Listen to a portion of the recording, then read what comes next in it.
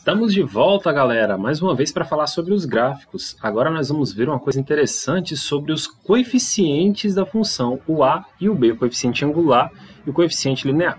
Olha aí nosso plano cartesiano novamente. Lembra aí que no último vídeo a gente fez o gráfico da função 2x mais 1, era esse gráfico aqui, ó, tá vendo? Tá aí desenhado de verde para vocês. Esse é o gráfico da função f de x igual a 2x mais 1. Beleza? Agora eu vou fazer a seguinte pergunta. Como é que seria o gráfico da função g de x igual a menos 2x mais 1?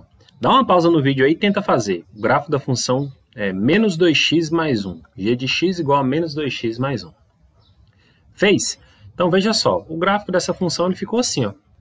Olha, que interessante. É uma reta também, mas ela está aqui no sentido contrário, né?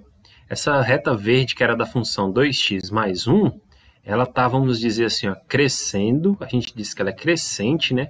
Porque quanto mais à direita, mais para o alto vai a função, ó, a linha da função. Vai mais para cima. Então ela cresce. E já essa aqui, nessa linha laranja, vermelha, a gente chama ela de decrescente. Ela está caindo, né, o valor dela. Quanto mais à direita eu for pegando valores de x, ó, pega um valor de x aqui, ó, 1, ele leva no menos 1. Quando eu pego x igual a 2, ele leva em quem? Ó? Ele leva aqui nesse ponto que associa com menos 3. Então, quanto maior for o valor de x, menor vai ser o valor da função, o valor de y. Veja lá, ó, cada vez mais que eu pego a direita, menor vai ficando o valor. Então, a gente diz que essa função g ela é uma função decrescente. Mas o que mudou de uma função para outra? Olha aqui do lado esquerdo que eu tenho essas entradas aqui. Ó. A função f de x é igual a 2x mais 1. E a função g de x é igual a menos 2x mais 1. O que foi que alterou aqui nessas duas funções para que mudasse essa direção dessa reta? Ah, o valor do coeficiente angular, o valor de a. Aqui o valor de a era 2, aqui é menos 2. O lá era positivo, aqui é negativo. Ah, então, professor, quer dizer que quando a é positivo, a função vai ter sempre essa reta aqui. O gráfico da função vai ser sempre assim crescente, vai ser para cima. E quando for negativa vai ser assim para baixo? É isso mesmo que você chegou à conclusão. Vamos ver aqui uma animação que ela é a seguinte. Ó, vou apagar aqui essa função g e a função f. E eu fiz uma função h de x, onde eu coloquei essa função genérica, ax mais b, que é como é uma função afim, uma função de primeiro grau, né? Tem o coeficiente a e o coeficiente b. De primeiro momento, o a tá aqui, ó, tá vendo? Ele está em 1.1, então é como se fosse a função 1.1x mais 1. O b está fixo em 1. Tá aqui o valor de b é igual a 1, tá vendo? Então, eu vou animar aqui esse valor de a. Eu quero que vocês notem aqui que eu vou colocar agora o valor de a para ele ficar andando, deslocando. Nesse momento o valor de a está diminuindo. Olha o que está acontecendo com o gráfico da função quando a ficou negativo. Olha aqui, ó, a negativo. Olha a linha da função como é que ficou. Ó, para baixo. E note que quanto mais negativo esse valor de a for, mais inclinada está essa reta. Ela está ficando negativa. Os números se tornam mais negativos com mais facilidade, né? Ela tem uma reta de uma inclinação bem maior do que a anterior. Veja só. Quanto menor for esse valor de a, quanto mais ele se aproxima ali, ó, do valor máximo negativo que eu coloquei fixo ali, que é o menos 5, mais inclinada ela é. Chegou lá no menos 5, agora ele está voltando.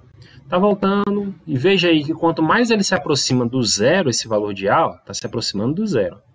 Quanto mais ele se aproxima, mais esse gráfico tende a ficar com a inclinação menor. Olha, ele está ficando com a inclinação menor, menor, menor. Até que ele vai chegar a um ponto em que ele vai ficar paralelo ao eixo x. Vamos ver em que momento é esse que ele fica paralelo ao eixo x. Ó, essa linha roxa vai ficar aqui. Ó. Olha, no zero. Quando a é igual a zero, ela fica paralela. Não tem inclinação alguma.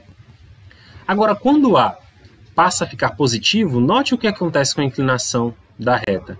Ela fica uma reta crescente. E agora observa que o valor de a está aumentando, está ficando cada vez maior, mais positivo. E o que o gráfico está fazendo aqui com a inclinação da reta? Como é que está ficando a inclinação? Ó?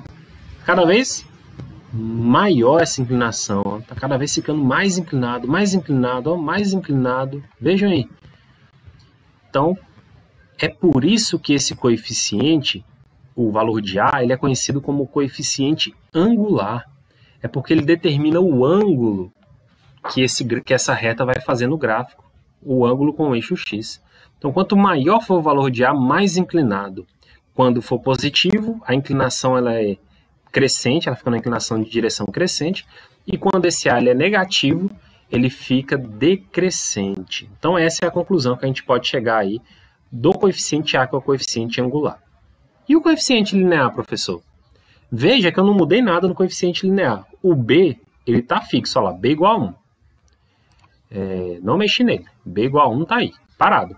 E veja que a função, ela passou aqui, ó, a linha do gráfico da função passou nesse ponto, y igual a 1. Estão vendo? Então, eu vou fazer o seguinte agora, eu vou parar aqui esse ponto A, vou deixar o A lá no 1. Deixei A igual a 1. Função f de x igual a 1x mais 1. H de x, né? E agora eu vou fazer o seguinte, vou deixar o coeficiente angular parado e vou deslocar, vou movimentar apenas o coeficiente linear.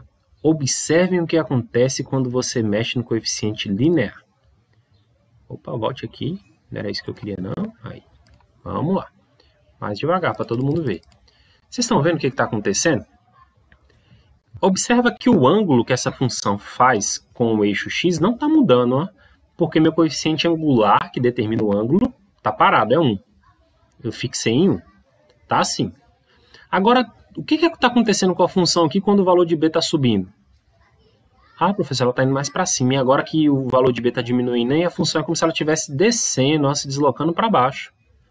É isso mesmo. Coeficiente linear tem a ver com isso. O deslocamento linear para cima e para baixo dessa função. Deslocamento vertical aí, ó. Agora tem uma outra coisa interessante. Quer ver? Na hora que o b chegar no 2, eu vou parar. Vou parar ele aqui no 2, ó. B igual a 2.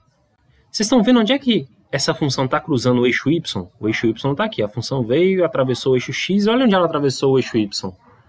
No ponto B igual a 2. Ó. Se o b é 2, a função está cruzando no 2. Ah, isso quer dizer que se o b for 1, a função vai cruzar no eixo y no valor 1. Vamos ver. Olha lá. Quando o b é 1, a função está cruzando, o gráfico da função está cruzando o eixo y no valor de b igual a 1. Aí se b for menos 3, você está me dizendo que ele vai cruzar no ponto lá y igual a menos 3. Vamos ver? Olha lá, ó, menos 3. Olha lá onde é que a função está passando. No menos 3. No eixo y. Então o valor de b, além dele ser responsável por esse deslocamento da linha para cima e para baixo, ele também te ajuda a localizar aonde que a função vai cruzar o eixo y. Ela sempre cruza o eixo y no valor que o b apresentar, no valor do coeficiente linear. Beleza, gente? Então, lembrem aí que nesse vídeo de hoje, o que nós vimos? O que nós aprendemos? Nós aprendemos aí nesse vídeo de hoje que o coeficiente angular, ele determina o ângulo da função, se ela vai ser crescente ou se ela vai ser decrescente. Se o A é positivo, se o valor do coeficiente angular é positivo, ela é crescente. E quanto maior for esse valor de A, mais inclinada é essa reta. Ok? Quanto menor for, ela vai ficar mais próximo do paralelismo com o eixo x. Aprendemos que o B, o coeficiente angular linear, ele determina o deslocamento vertical e horizontal da função. Tá? E que esse ponto B é justamente onde a função vai cruzar no eixo y. Então você pode ter certeza que tem sempre um ponto lá em cima do eixo y que vai ser o valor de B. Ok, gente? No próximo vídeo eu vou mostrar para vocês, na prática, eu vou fazer um desenho aqui de um gráfico na mão, eu tenho um papel milimetrado e vou mostrar para vocês como é que a gente constrói essa função.